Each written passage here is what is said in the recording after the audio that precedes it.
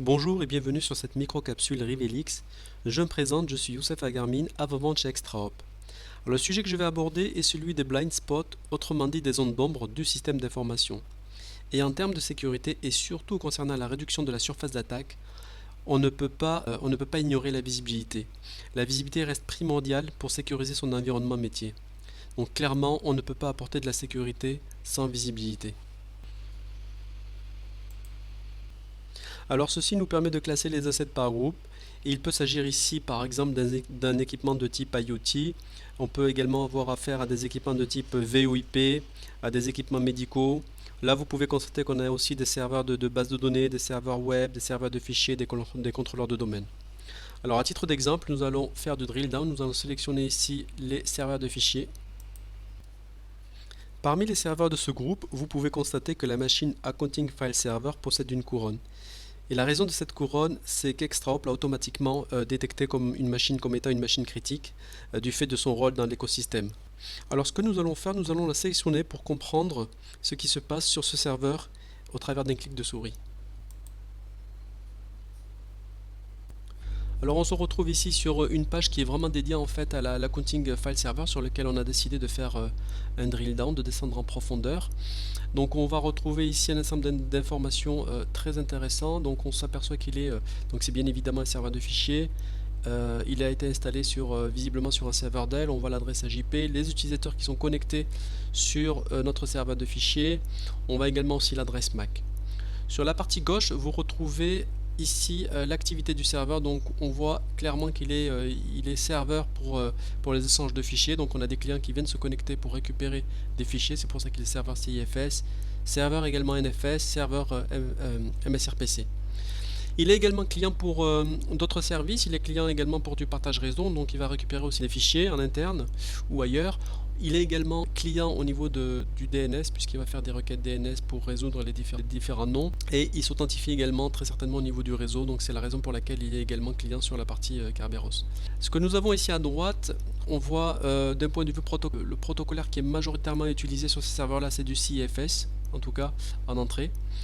Et d'ailleurs on pourrait aller dans le détail, on pourrait regarder par exemple si on clique sur CIFS au niveau du serveur.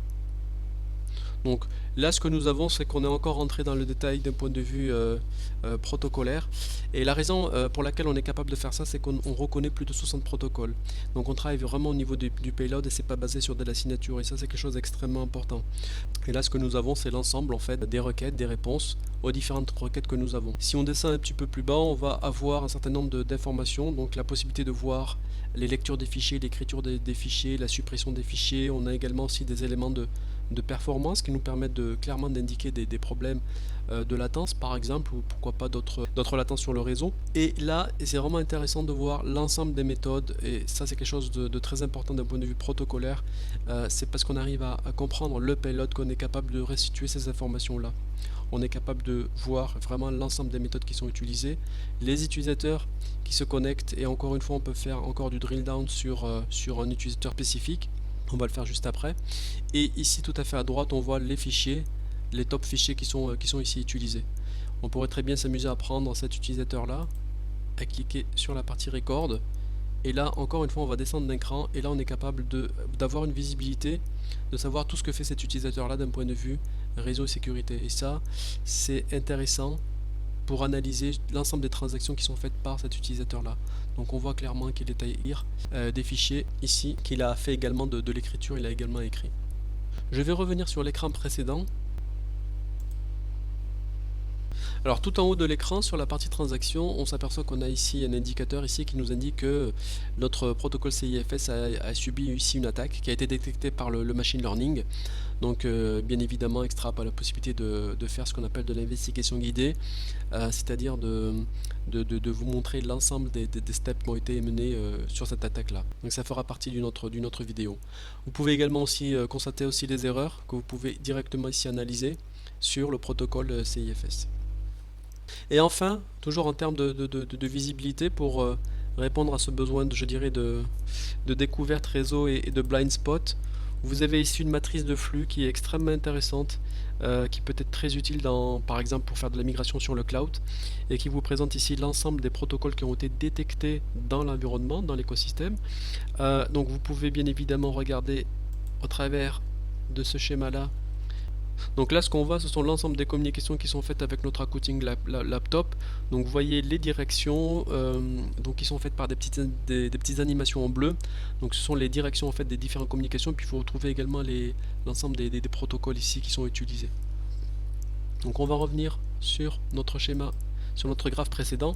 Donc vous retrouvez ici également pour chacun des protocoles l'ensemble des serveurs, donc l'ensemble des machines qui sont considérées comme étant des serveurs sur le protocole en question, et l'ensemble des clients. Donc c'est vraiment quelque chose d'intéressant à utiliser pour pouvoir avoir de la visibilité et puis comprendre qui communique avec quoi, quelle est la matrice de flux, pour pouvoir par exemple faire des migrations pour vérifier qu'on répond bien en fait aux besoins de sécurité propres à l'entreprise. Donc voilà, c'est terminé pour cette micro-capsule qui avait pour objectif de parler des zones d'ombre. Donc il faut savoir que la raison pour laquelle j'ai voulu insister sur cette partie zone d'ombre, c'est que Extrahop aujourd'hui apporte de la sécurité, apporte de la détection grâce au machine learning, mais clairement cette partie visibilité, elle reste essentielle parce qu'on ne peut pas encore une fois sécuriser ce qu'on ne voit pas. D'où l'importance d'abord de comprendre qu'est-ce qui se passe dans son infrastructure, qui communique avec quoi, et d'être capable à tout moment de donner de la visibilité. Si vous avez des questions, n'hésitez pas à me contacter sur mon email youssef, @extrahop.com. Merci beaucoup.